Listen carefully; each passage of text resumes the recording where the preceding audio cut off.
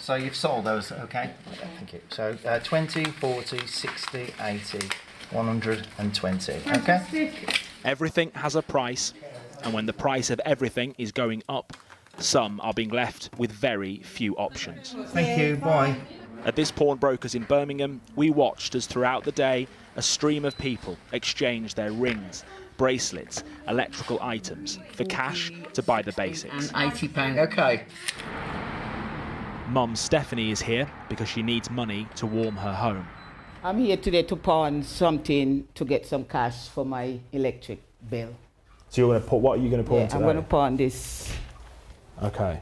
How much are you hoping to get for these? Well, I just want a 10 just to top up the electric and... So you get a tenner for these? You want a tenner for these? Yeah. How do you feel about having to do this? Obviously you would rather not, but I mean Yes, I'd rather not, but if this is the closest option to survival,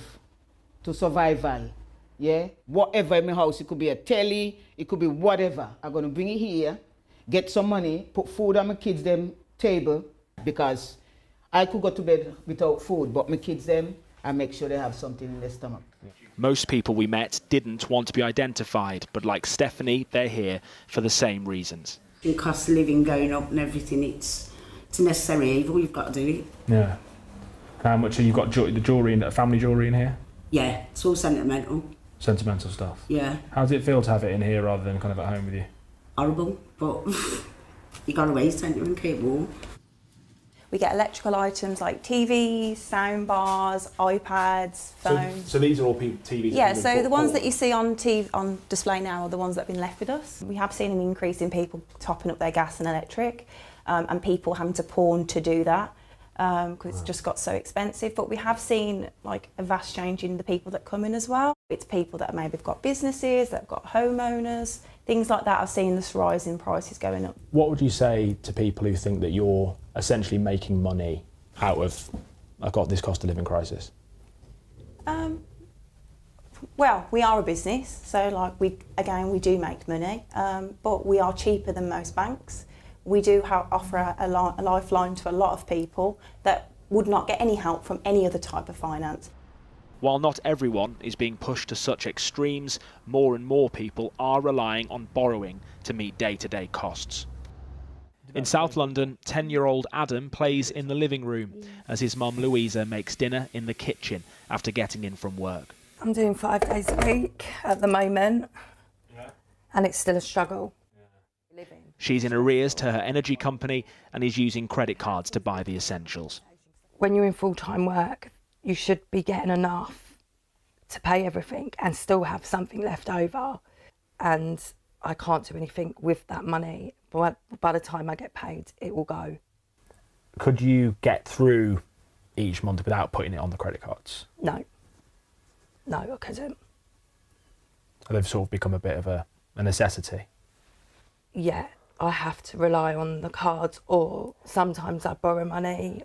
I do wake up and I think about food, the kids, the light bills, the rent, and I'm thinking, how long am I going to be able to do that before I end up in really serious trouble? I do worry, of course I worry, I've got kids.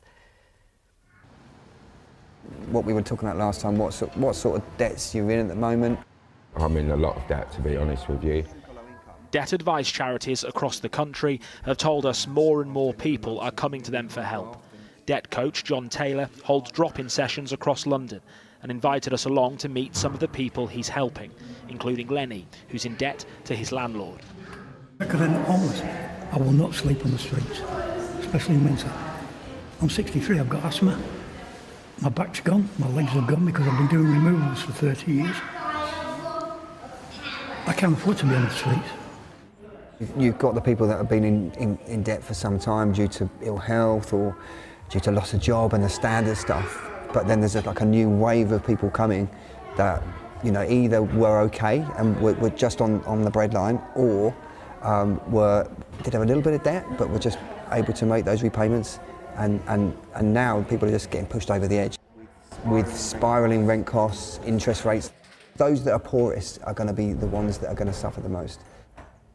And some are at risk of losing almost everything. Jennifer and her husband Stanford raised their children in this flat, but this year have struggled to pay the rent along with rising energy and food prices. So these are all the letters you're receiving for the debts that you're in? Their universal credit, they say, can't cover it all, and they owe almost £3,000 in rent. This is repossession for this flat.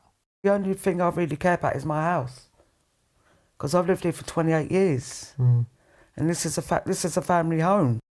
Do you worry about losing the house? I do, because I wonder where they're going to put me. Have you noticed that the cost of things have made it harder to clear these debts? Oh yeah, and even bread, eggs, everything's just, it's just gone up. Everything's gone up. You can't pay everything. I've got into debt, and whatever you do, you can't seem to get around it.